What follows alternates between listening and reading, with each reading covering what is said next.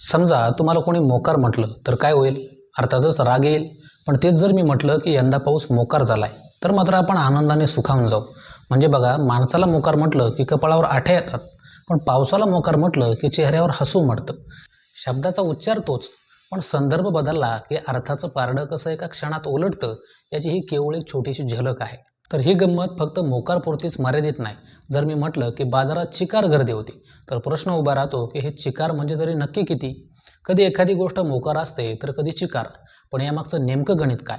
आणि सर्वात महत्त्वाची गोष्ट म्हणजे मोकार आणि चिकार या दोन शब्दामध्ये नेमका फरक काय आहे? मराठी भाषेचा हाच अस्सल रांगडा थाट आज आपण अगदी सोप्या भाषेत समजून घेणार आहोत. सुरुवात करूया मोकार या शब्दापासून. मोकार हा शब्द ऐकतानाच त्यात एक प्रकारचा स्वैराचार जाणवतो. जो मोकाट सुटलाय, ज्याला ना घराचा पत्ता ना दाराचा, तो म्हणजे मोकार. समजा तुम्ही रस्त्याने चाललाय आणि विनाकारण 5-6 तरुण आरडाओरडा करत फिरताना पाहिले, तर आपण काय म्हणतो? काय मोकार पोरं आहेत ही.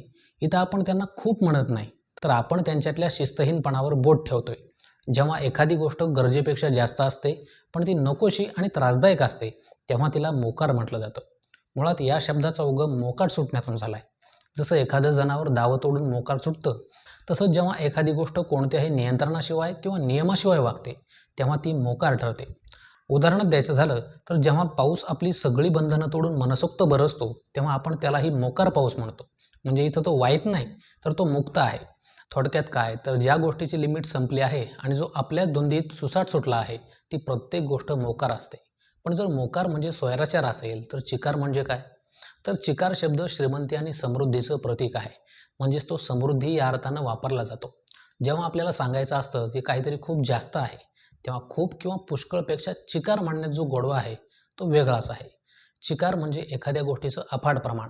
पण हेच प्रमाण सांगताना मराठी भाषेत परिस्थितीनुसार शब्दांच्या छटा कशा बदलतात ते पहा. गर्दी केवळ चिकार नसते, तर ती तुफान असते. एखाद्याची मेहनत किंवा बुद्धिमत्ता सांगताना आपण ती अफाट आहे असं म्हणतो. वस्तूंच्या राशी लागल्या असतील तर आपण ढिगभर असा शब्द वापरतो.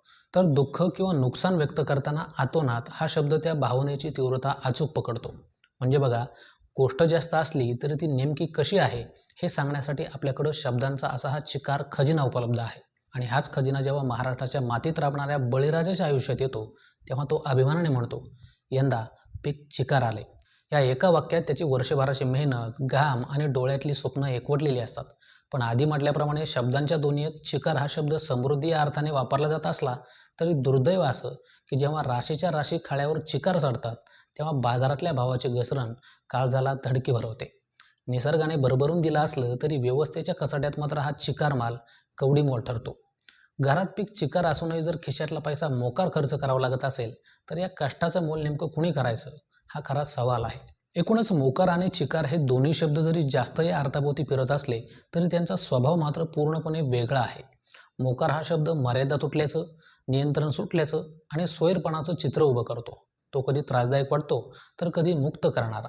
तर चिकार हा शब्द समाधान, समृद्धी आणि भरभराट यांची जाणीव करून देतो. तो ऐकतानाच मनात एक प्रकारचा सकारात्मक भाव निर्माण करतो. इथं फक्त किती या आकड्याला महत्त्व नसून त्यामागची भावना काय आहे हे सांगायला आपल्याकडं शब्दांचा खजिना आहे. जिथं एकाच अर्थाला वेगवेगळ्या भावना, वेगवेगळे संदर्भ आणि वेगवेगळं वजन दिलेलं आहे. म्हणूनच मराठी भाषा फक्त बोलायची नसते, तर ती अनुभवायची असते. आशा करतो की मोकार आणि चिकारमधील हा फरक आता तुमच्या लक्षात आलाच असेल. व्हिडिओ आवडला असेल तर मोकार लाईक करा, चिकार शेअर करा आणि अशाच भाषेच्या गमती जमती जाणून घेण्यासाठी चॅनलला सबस्क्राईब करा.